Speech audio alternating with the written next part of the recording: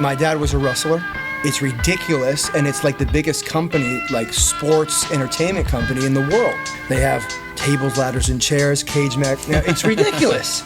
But as the audience, they're like, dude, the freaking Royal Rumble's coming. I've got to see this. And there's something to be learned. At the end of the day, we're just hitting drivers.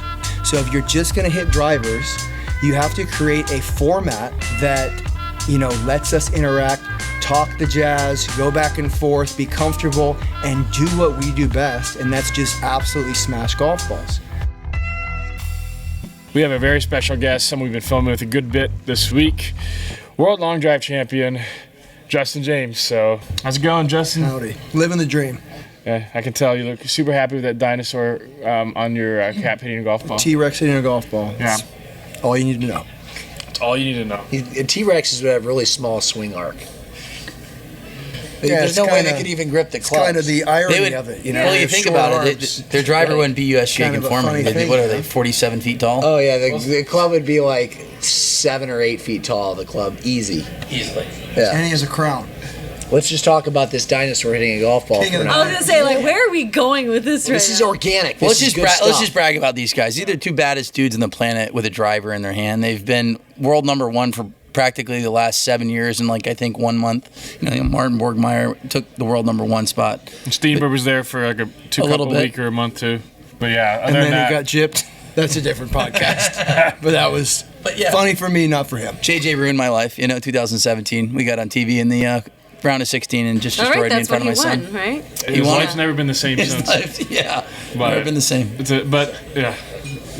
Can you give a short background on Justin James before brag about yourself? For those who don't know who this specimen of a man is, who we saw crush balls today, which was incredible. I've never gotten to see you compete, so it was cool to see you actually out in action with the rest of the long drivers. But you're not just a long driver. You've also been a baseball player. You've been a coach.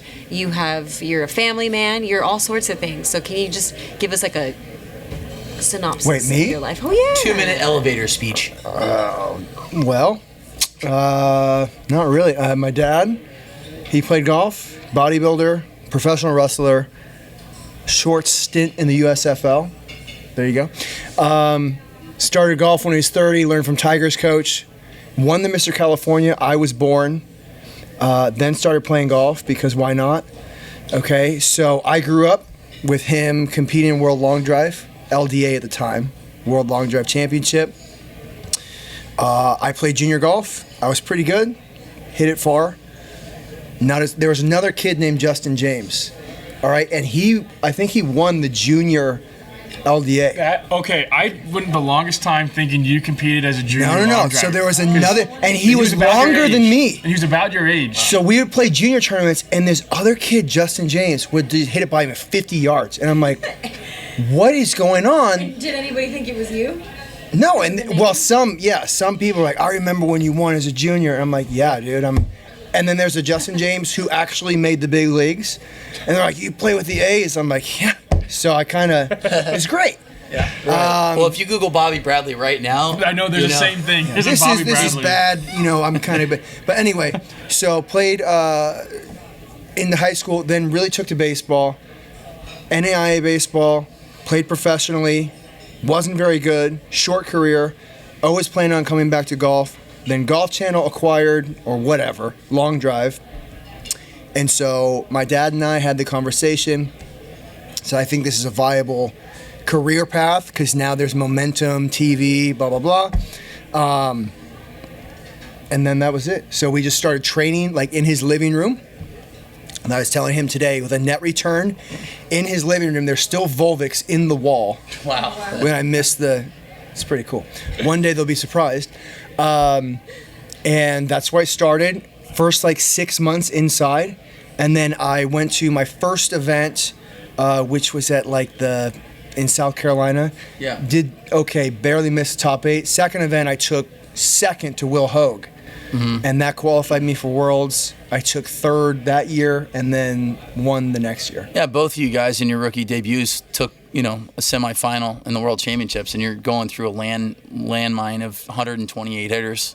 And like I said, these guys have had some epic battles on national television. And I mean, Kyle, you probably know better how many times you guys have matched up on TV. It's got to be over 10. And I think in terms of like a heads-up match and final eights in total, I think we've had at least 20 to 30. I still remember when he kicked my ass in the round of 32, my open World Championship debut. I'll never forget it.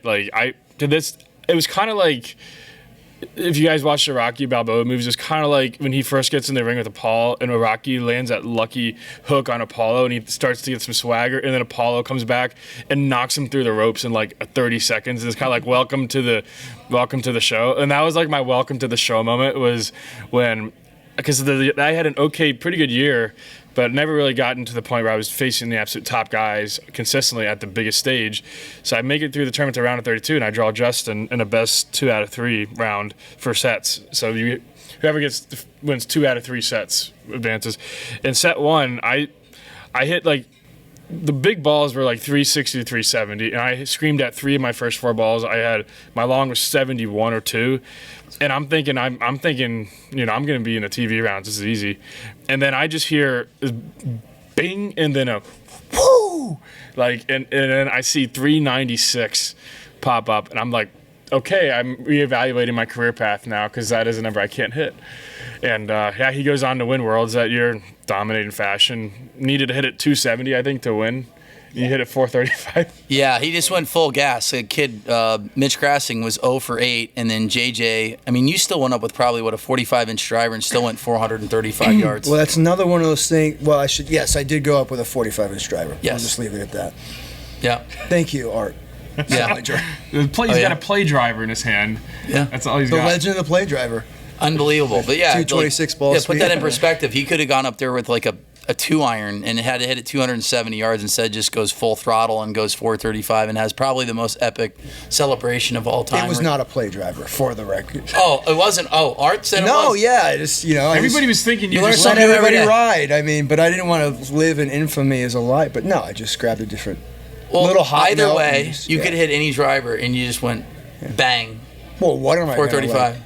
I mean, lay that's a up, walk-off but- winner. Like, instead of just hitting it barely over the fence, you just hit it out of swing Yankee freaking Stadium. hard. I don't know.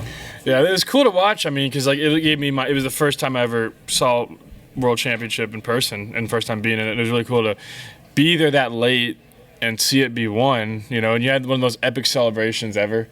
Just jumping in the stands, hugging your wife and hugging your dad, and I thought that was really cool.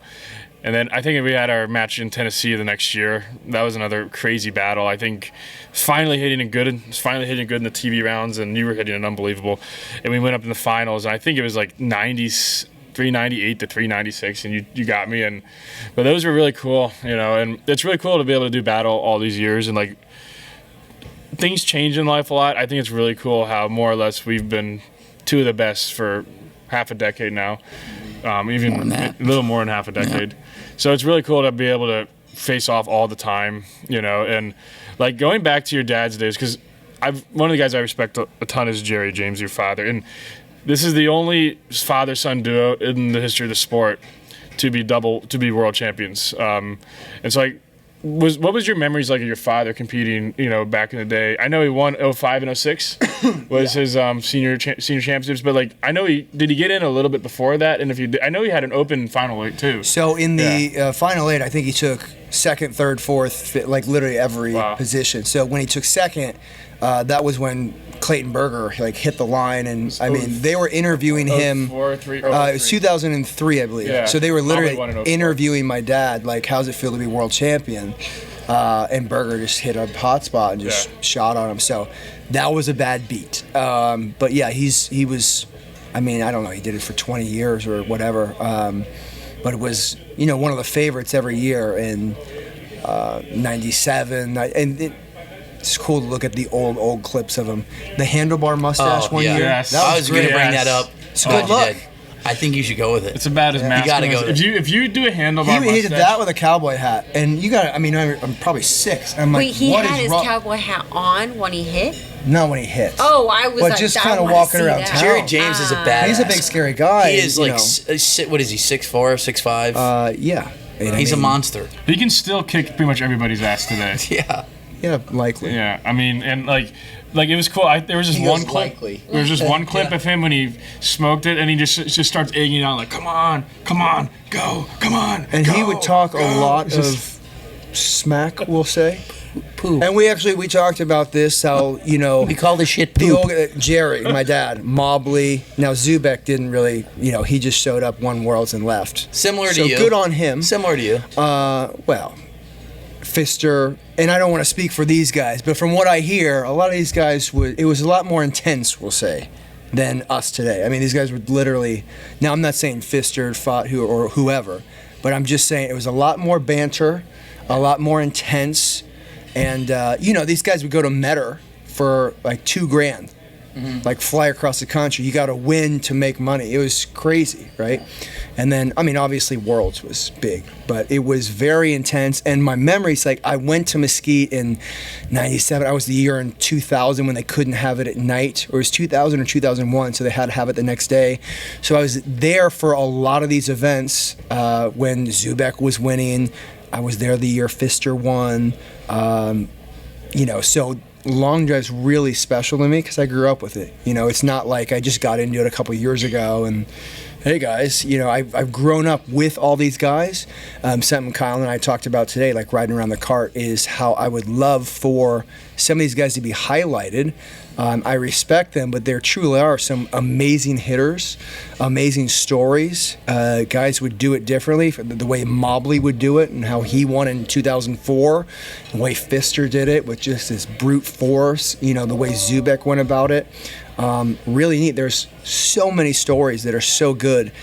Some of that's been unfortunately kind of lost, and I would love for some of that to come back because it's what I grew up with. And I understand the significance of, maybe not better than anybody else, but winning a belt or winning a World Long Drive Championship is very special to me, because that was something my dad chased forever, and that I saw these larger-than-life figures do. Oh, yeah. So to be part of that now is insane. It's really cool. Very Yeah, and the guys that he's talking about, these are the best guys to ever hit with drivers. And you're looking at the two of the best of all time. Yeah, and I'll say this, like, I know for a lot of viewers, like, it might sound, some of this might be a little outside of the scope of what the normal golf fan knows, but you know, this is a YouTube channel that I want to have a big long drive focus, because I want this sport to get out further to more people, and part of it is learning the history of the sport, so that people, when you care about the history of the sport, you care about the present tense of the sport, and you care about the future of the sport. And that's something that it's really important to have these conversations, so things that have happened in the past can be documented and preserved going forward as the sport continues to build, you know. And I think that's something me and Justin have very common ground in, is an interest in the past, because it makes the future better if the past is promoted, you know. And I think, but like, I think one of the things that's really cool is, like, you have a TPI background, and you have a very specific expertise in the biomechanics of swing training and speed training. So do you feel like long drive kind of helps you in that field, or is it kind of like more like just it's kind of been coincidental, or is it just, do you think those two feed off each other, or is it, you know, I'm curious to hear your thoughts on like those two professions. Well, it helps. I mean, Yeah. I don't know if TPI would work with me if I hit it short. So that no. So Greg and Dave, the founders of TPI, have always been great to me, and Greg knows my dad, so they go back. So Greg was like working with my dad way back when. So he made the introduction. Greg gave me maybe my most important tip before I won Worlds. So I was like very steep at the time. He gave me some stuff to help me shallow out. Very important. So Greg has been one of my main coaches. And truly, they got me into the sport from the standpoint of, Greg knew who I was because of my dad, but before I started long drive, I was actually at a level 2 power being taught by Robert Yang, and Zubek and I teach the power track now, level 3. It's a great certification with a lot of great people, but they had described, they put people through a power test. and they said, if you have these numbers, you can be a world long drive champion. There was a world long drive champion there. I'm not going to say who it was, but I saw him do the power test, and I was like, I think I can do that. So just light bulbs started going off. The following year, Golf Channel got the product, and that was when this is a tangible thing, because I've used to through baseball. In high school, it was like throw 88, you can get to college. In pro ball, 90 at the time was the magic number. Now it's like 96. Okay, so I was used to goal, see the goal, achieve the goal. And with TPI, they basically said, if you have this level of power potential, you can be 210 ball speed, 220 ball speed, etc. So in a sense, TPI is what got me into long drive. And again, now full circle, to be able to coach with them. I have a strength and power course with them, is obviously pretty cool. I never would have imagined in my wildest dreams at level 1 that I would be teaching with those guys now. I can guess who you're talking about, and I think a lot of it had to do with like tournament structure and guys that are a little bit more efficient in a lot of balls in play, double elimination formats, heads-up matches. You guys have had battles, and I already know what the answer is, but do you like these heads-up battles? Do you like double elimination formats, or like the final 16? That was the coolest final 16 to sit there and announce, and you guys have five sets to just go full throttle. Yeah, and we talked about this a lot today. I just think I don't want to say come off too strong. I think the formats need to be, in a sense, blown up because I think there need to be different formats. I think the formats need to allow, and it depends on what you want to do. Okay, if we want to go back to 97, that was a really good era of long drive. Look at when Zubek won in 97. It was on a hole, tight grid, hitting golf shots, no shot clock. He wants to hit a cut, so he's on the right side of the tee box. Big breath, take your time, okay? Or do you want what seems to be what we want now is just, we want to see this guy hit at 500 yards. So if you want that, then you have to create a format that allows that. Us to be comfortable, us to put up 230 ball speed. I think match play's fine, okay? But I also think you should have match play. I think you should have shootouts. I think you should have, the last championship match, 4 for 1 with gold, silver, bronze in a world championship. That'd be helpful. If I come away in 2021, I'd go home and say I'm a silver medalist. That's very helpful. That's a small, stupid thing, but if we do a lot of small, stupid things and tweaking the format, it'd make a lot of difference for guys like me and then the sport as a whole. So, long answer, but I like the heads up, but I don't think it should be every single tournament because I think it gets stale for the viewer.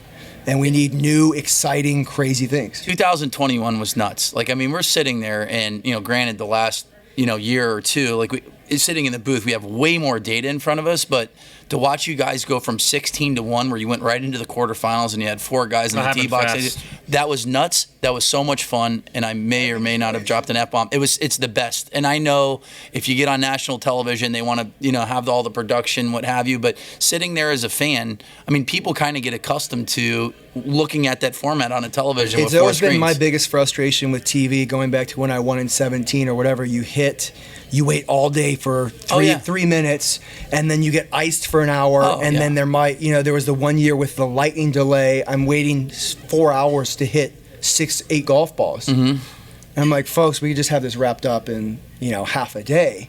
Now I understand the demands of TV and whatnot, but I do think 21 was great in the 4 for 2, and I think that is a more proper way to go about it. Yeah. But I think there's tweaks you could make. Again, I think it's going to be 2024, and you need new, innovative ideas. The audience wants to see crazy stuff, and what we do is crazy. So you should create a format that allows for that. And, I'm not saying you need a 120-yard wide grid, but once a year, why wouldn't you? Introduce new, novel things, and I think it will help. But if you played TPC Sawgrass on the PGA Tour every single week, 72-hole stroke play, it's going to be a problem. They need to move venues and give fresh looks. And that's why they rotate majors and whatever. Essentially, it doesn't make a difference if you're in Tennessee or California. If you have basically the same structure, same format every time, you tell me if that, I mean, That if actually kinda NASCAR makes ran the same sense. track every time, That makes sense. it's going to be an issue. Yeah, I would love to have a format where like the one of the things that I think would be amazing, because I think like in the match play, my main thing is get the ball on the grid. And I'm sure Justin feels the same way most of the time. Like, so like it would be so cool if we ever met in a match play situation where our adrenaline's pumping and we're in a championship match and we got like 12 balls and the grid was 100 yards wide. And so we were just going absolute full tilt all 10 swings. That'd be fun. Yeah, That it'd would be be great. awesome. And I also think there should be an event during the year where it's 40 yards and it's we tighten it. Atlantic City. I think it should be all shapes and sizes. So And you I'm have to not 3 here, balls out of 6 and play. I'm not saying, hey, this should be a slasher fest, with a 400-yard wide grid, but I'm saying let's vary it up, because then what you have is you're bringing other people into play, you're crowning multiple champions, and this guy's the best on an actual hole. That like Mobley would thrive in certain environments, Zubek would thrive in others. My dad and Carl Walter, whatever it is, okay. But for the sport to thrive, you need multiple stars. You can't just have one guy a year, and that's your horse, because you need multiple stars, multiple personalities, and when you value worlds and say, hey, this is the only thing that matters, everybody else is a chump, that doesn't help. That doesn't help the growth of the sport. That doesn't help the athletes getting into the sport. So that's a little bit of a diatribe. Winners though this year, right? I mean, you had 2, Bryce had 2, and everybody else had 1. So that, I mean, I think a lot of that had to do with just the heads-up matches getting into the round of 16. It's just like you guys could go and literally, like, I watched it. I sat there and called every ball. You guys could win 10 straight sets and then go into a heads-up match in the round of 16, and I literally we could hit a bunt and you guys go OB and you're out. Like, I mean, it's like throwing a perfect game and you lose the game. And look, if we go OB, that's our fault. I get it. Yeah. But, I just think introducing some chaos into the format would be a productive thing. And if you advertise, look, my dad was a wrestler, all right? I watch wrestling. It's hilarious. It's ridiculous. And it's like the biggest company, like sports entertainment company in the world. And they don't just run Hulk Hogan and Andre the Giant out there for the same match every time. They have tables, ladders, and chairs, cage match. It's ridiculous. But as the audience, they're like, dude, the freaking Royal Rumble's coming. I've got to see this. Like, they don't run the same format every time. And there's something to be learned. At the end of the day, we're just hitting drivers. That's all we're doing. We're not hitting wedges. We're not hitting bunker shots. So if you're just going to hit drivers, you have to create a format that lets us interact, talk the jazz, go back and forth, be comfortable, and do what we do best, and that's just absolutely smash golf balls. Yeah, so here's what I'll say about that. It's interesting you brought wrestling into it. So the equation that we're missing from wrestling is that we don't create enough personalities out there. So how do we create personalities? And that doesn't mean everybody has to be big and wild and loud, but we have to create superstars some way, shape, or form. So I'm going to throw something out there that I've talked about before. Everybody would hate it, except for people like me. You get 16 guys, and you hand pick them, and you say, what are our most entertaining 16 guys? And you tour around with them, and they all become names, and they all become guys that people want to go see and get autographs from, and you make it more of a show than it is a sport. A lot of people disagree with me. That, I think, is the ceiling of long drive, is creating a show, and you tour around with the guys, and everybody knows the guys, and you're going to have a lot of guys that are pissed off that maybe think they're deserving of being on it, and otherwise, that is the highest ceiling of long drive. In my opinion, financially and relevancy is to create those kind of WWE-type superstars. The point in that scenario, and the reason WWE guys can be crazy, is they're all paid. Everybody's taken care of. Okay. Well, in this scenario, you can't ask me thing. As a 26-year-old, okay, because the first year at Worlds they got onto me because I turned down an interview before the semifinal match. All right, I'm about to pee my pants. I'm on national television. All right. Now I played baseball, so I had a little bit of advantage. And I'm like, I prefer to do the interview after.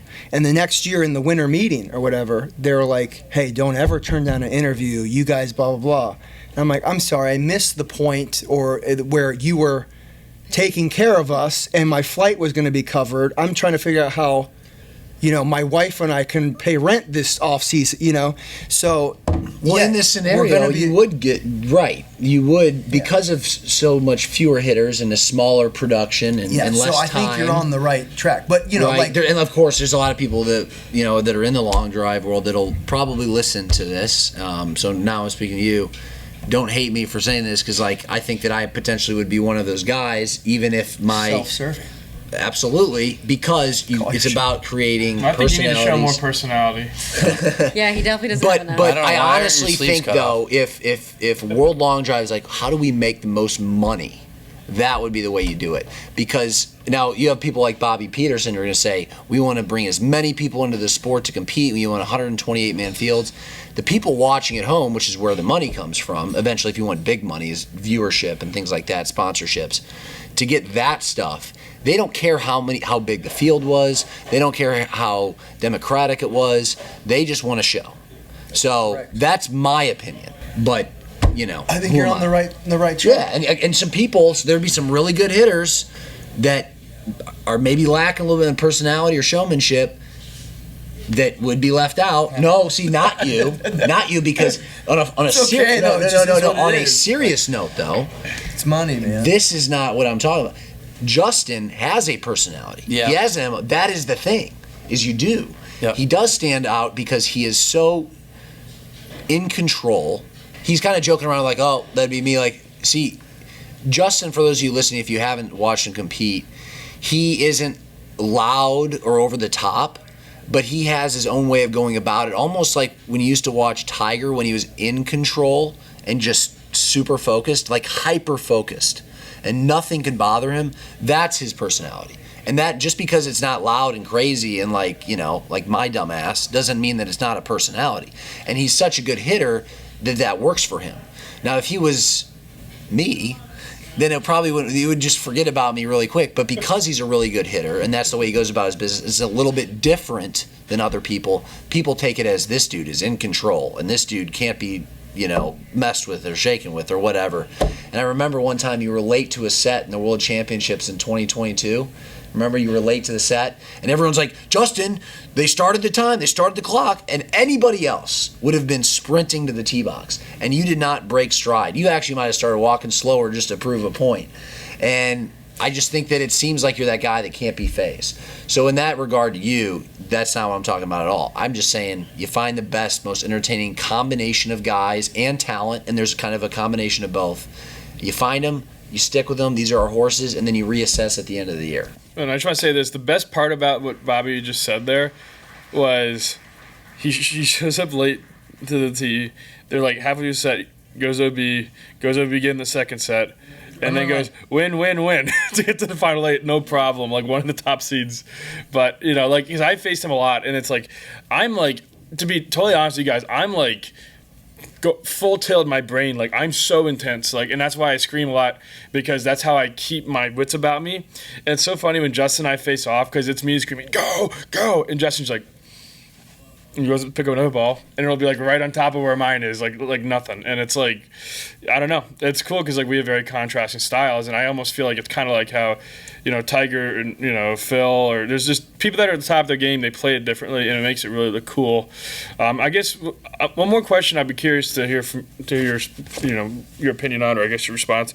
Like, I know you've worked with was it Mackenzie Hughes, a few other people? Russell Knox. Russell Knox. Yeah. What is your experience? How is it when PGA Tour pros come to you and ask for tips and how to do things, and how do you go about like kind of helping those guys kind of achieve their distance goals, like on the PGA Tour and things like that?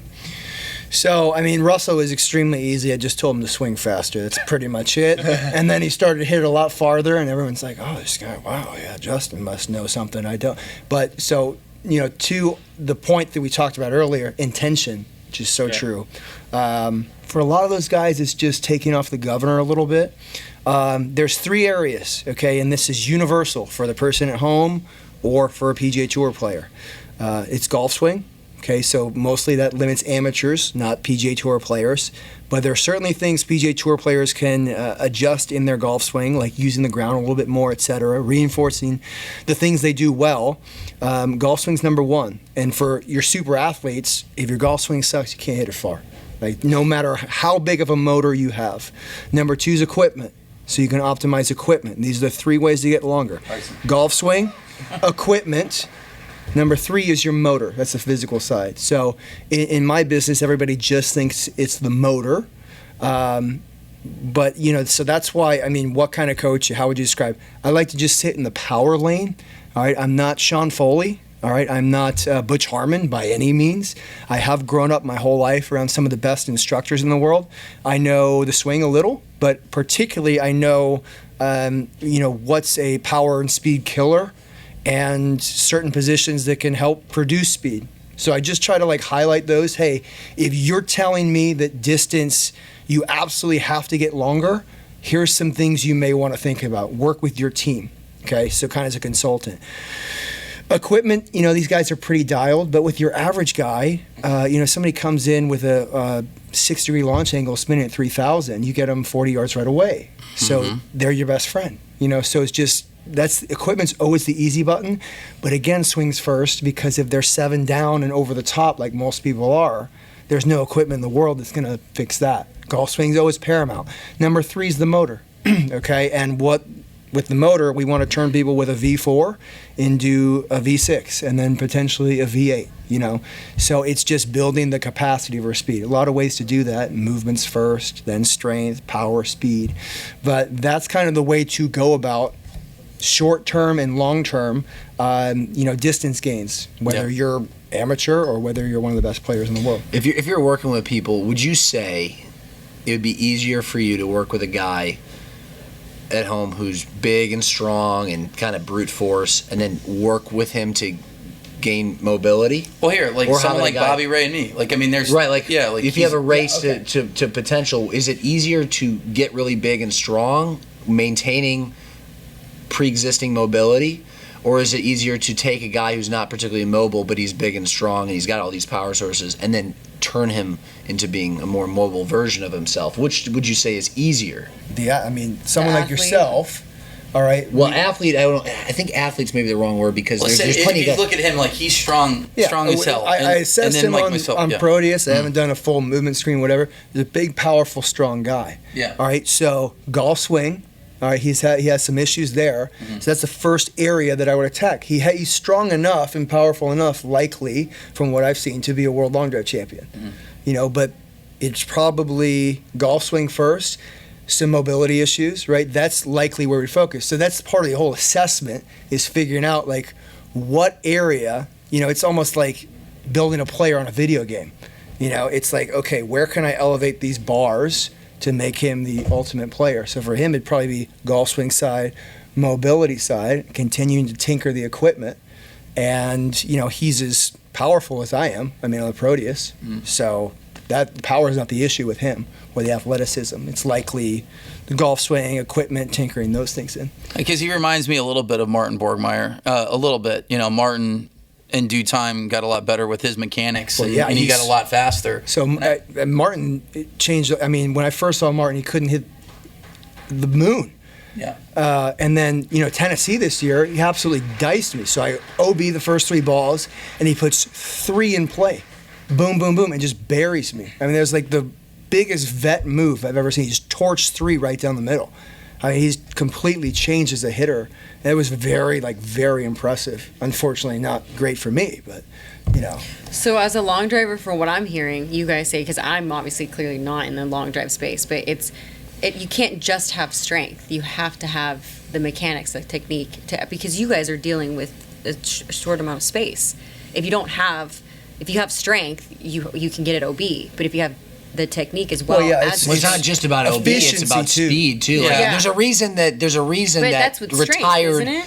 Yeah, but there's a reason that retired NFL linemen aren't immediately going into long drive and dominating, even though they're 6'8", 380 pounds of pure muscle, right? Like, it's not a strength game by any means. It helps. But if you look at There's some an of the guys... efficient way to swing the club. You know, you can swing your swing unless your swing sucks, and then you've got to change your swing. Well, that's like Dylan Block. He's small. He's smaller in comparison to you two. Right, Dylan weighs That kid has 170 potential. pounds. Like he that's a can good kill example. it. Like I said, Yeah. I say me, but like Dylan Block being Yeah. 18 years old, 170, 175 pounds, that can produce. He got up to like 214, 215 But ball he speed. has mobility That and kid could be yeah. extremely or good, but I think he's a golfer. You know, Yeah. like at the end of the day, it's there's more no doubt lucrative that to kid be in the can. game of golf if you're at the highest He can level. compress- Talking about long drive makes way more money in golf. But no, like I said, we'll brag about these two guys because, you know, I always said, I mean, Justin James, I think, is the most versatile long driver on the planet. He can hit a high, hit a low, hit a cut, hit a draw. He hits all different types of setups. And, you know, Kyle's the fastest guy on the planet. And when these guys collide, it's just a matter of, you know, dispersion, spin rates, launch angles, landing angles. There's so much shit that goes into this that people have no fucking clue. And, you know, and you're trying to, and for me, like, I like listening to him as a coach because he dumbs it down. And for me, I'm not that smart, so I can dumb it down for the people that are actually watching. But these two dudes, when they hit golf balls, it's so much fun to watch. And like, you know, it sucked watching you guys hit against each other at the World Championships. You know, and I could just see like your first couple swings, like you're just trying to get one in play. It's like a little bit of a game of chess. And like I said, I'd rather you see you guys hit 12 balls and just fucking air it out. It's a 3-ball set, realistically. Yeah, it You know, is. when Makes they it even split it tougher. up like that, it's Makes it even tougher. And 3 golf balls, most people, but you know. No. I mean, the first one you're iced 25 minutes. Oh yeah. Between The second one, you're balls. trying to react to the first one. First one's kind of a warm up. Second one, you might miss left. Oh, now what do I do with this? Maybe miss right. Then it's 3-ball set. Yeah. You know, so that's not ideal. That's what I was talking about earlier. Yeah. You know, if it's going to be that, then go all in on that. We'll adjust equipment setup, stiffen up the shafts, more loft, shorten the drivers. You know, but if you want 450, 430. You know, and I mean, I think that they got a little bit lucky this year. Yeah, You know, the I James mean, Tate going 452. Like his ball finished on the line. If Oh, yeah. if his That's ball crazy. goes OB, Oh, it was 2 inches in bounds. he's gone after 6. People want to see him. You know, so I don't know how they think it went. I mean, I think the championship was run well and everything, but I think they need to be conscious of, you know, I mean, Martin wasn't in the final. People are here to see Martin. People are here to see Kyle.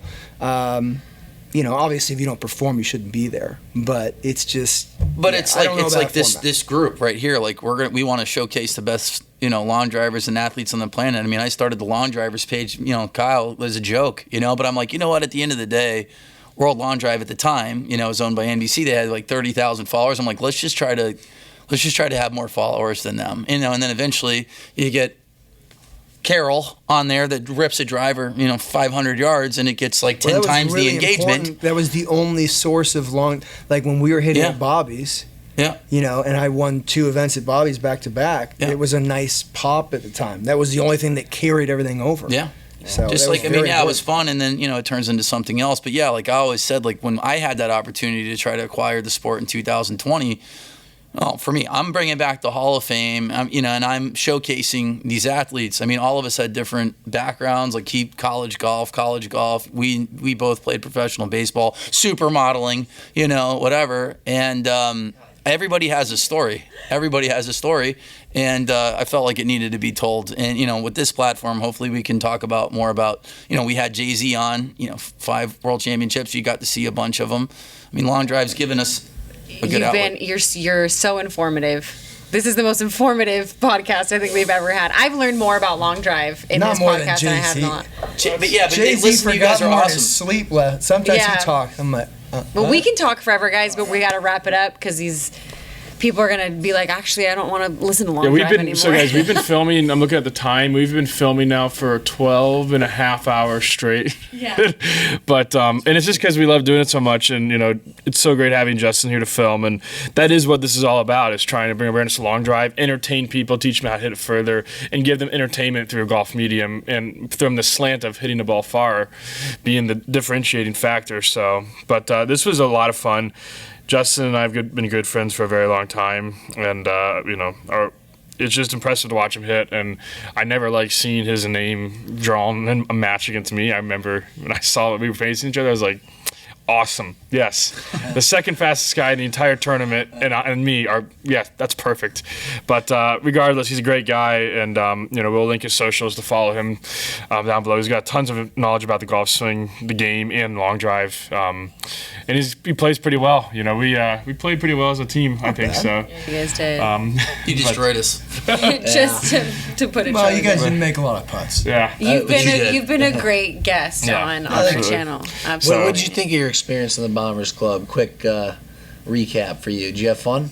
Yeah, it was good. Yeah. I mean, I would have liked to do the what was the sprint? the running Oh, part. yeah. I That was a said nightmare. that. We'll do that again. This is because gonna. challenge That it. has to be, Yeah. I think, an I absolute. mean, I don't know if everyone will like that, but No, but it's good. It's feel like you got to it's watch suited- Bobby run. I mean, his Yeah. form is awesome. Listen, I think long drivers are all athletes. You guys have it in you. Absolutely. Have it in you. But anyway, thank you guys for tuning in We to hope you another guys podcast. enjoyed it, and this has been a really, really fun thing. We can go on and on and on, and that's the thing. We have to make sure we don't, because it's so much fun to talk about.